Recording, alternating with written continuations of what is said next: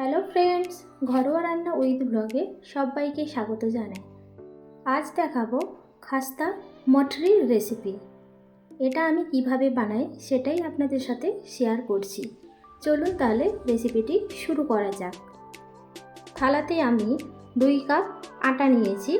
এর মধ্যে দিয়ে দেব স্বাদ মতো লবণ, কালো জিরা, গোটা জিরা আর কসুরি মেথি 2 হাত দিয়ে ডলে দিয়ে দেব। দিয়ে শুকনো উপকরণ ভালো করে মিশিয়ে নেব। তারপরে এর মধ্যে দিয়ে দেব সাদা তেল দেওয়ার পর আবারও ভালো করে মিশিয়ে নেব। অল্প অল্প জল দিয়ে আটা ভালো করে মেখে নেব। রুটি করার সময় যেভাবে আমরা আটা মাখি ঠিক সেইভাবে মেখে নেব। ভালো করে মেখে নেওয়ার পর সাদা তেল দিয়ে দেব।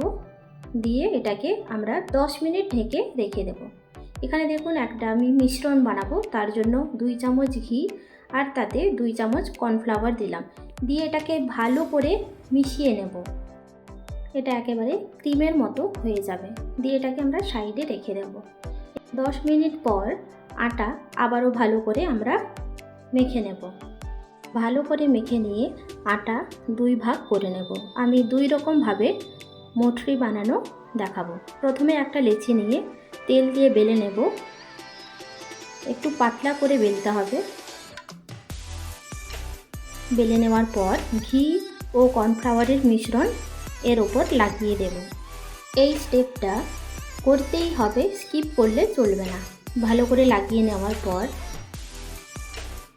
এক ধার থেকে আমরা রোল করে নেব। ঠিক এইভাবে একটু টাইট করে রোল করতে হবে। আমার এই রেসিপি ভালো লাগলে অবশ্যই লাইক, কমেন্ট ও শেয়ার করবেন।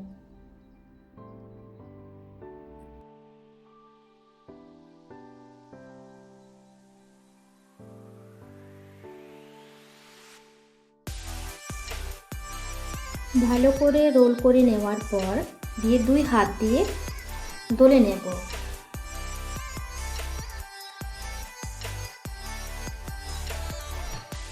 ছুরি দিয়ে আমরা এইভাবে কেটে নেব। সবগুলোই কেটে রেডি করে নেব। দিয়ে একটা লেচি নিয়ে হাতের তালুতে চাপ দিয়ে দিয়ে এইভাবে করে নেব।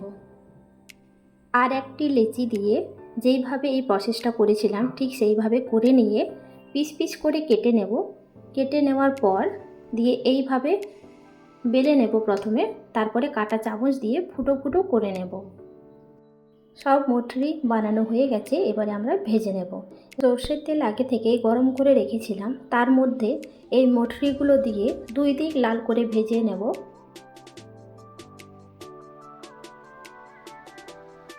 এইভাবে বাকি মটরিগুলো ভেজে তুলে নেব।